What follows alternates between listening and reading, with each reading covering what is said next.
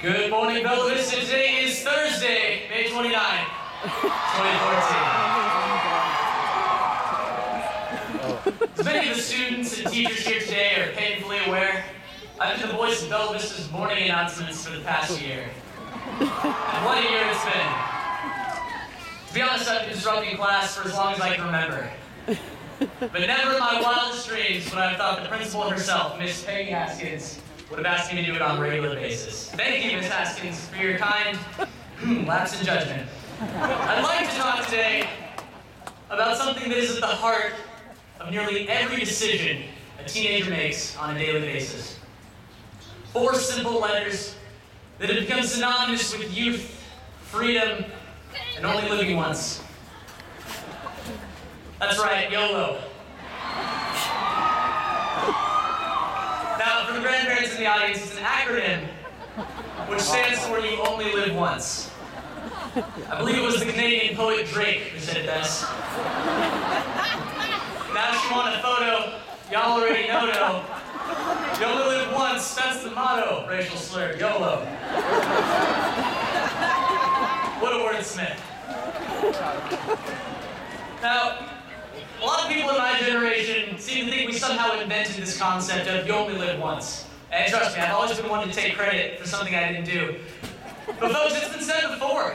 I mean, carpe diem, which means seize the day, that was coined way back in 23 BC. We have memento mori, which is Latin for remember you will die. And of course, domo arigato, which means a third thing. Look, I never got a chance to ask Sensei what it meant, but the point is, if Mr. Roboto can do it, so can we.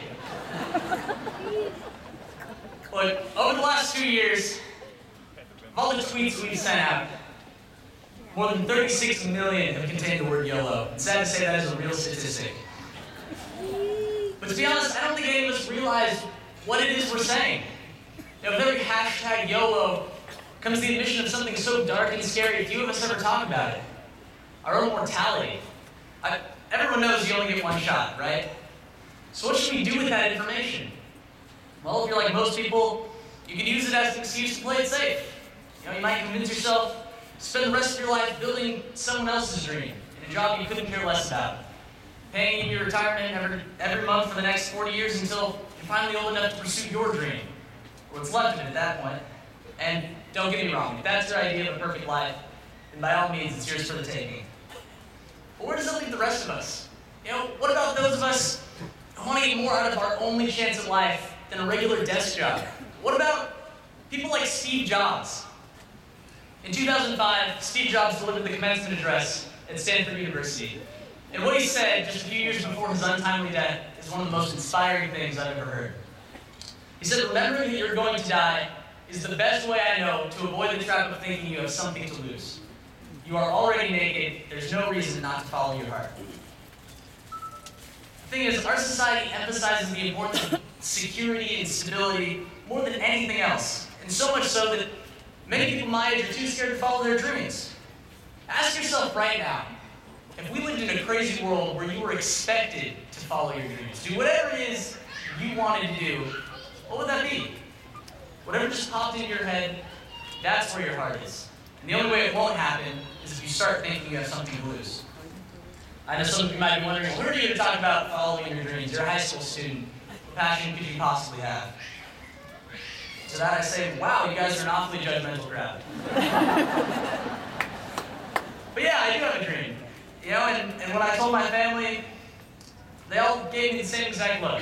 And it's that look you give your kid when he looks you in the eye and tells you he wants to grow up to be president of the United States, or a magician, or a fire truck.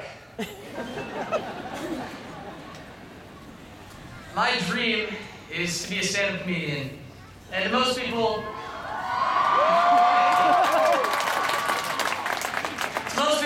success sounds just as unrealistic. But that brings me to the whole point of my speech. What do I have to lose? You know, this life really is your only chance to be an incredible musician, or an actor, or an author, or a biomedical engineer. If you're afraid of what the future holds, remember this. Every successful person we idolize and respect sat exactly where you sit today. Anyone you can think of at the age of 18 was on your level, and you are on theirs. Justin Bieber doesn't count. I said idolize and respect. And here we are.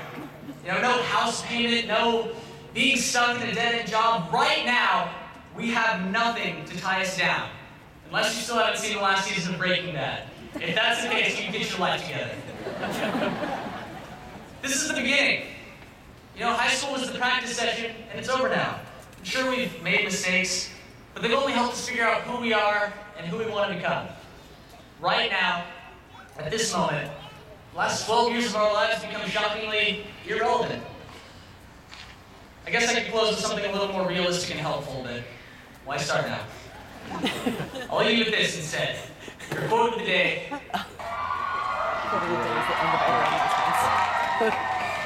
We only live once. Let's make it count. Thank you and congrats, class of 2014. That's it.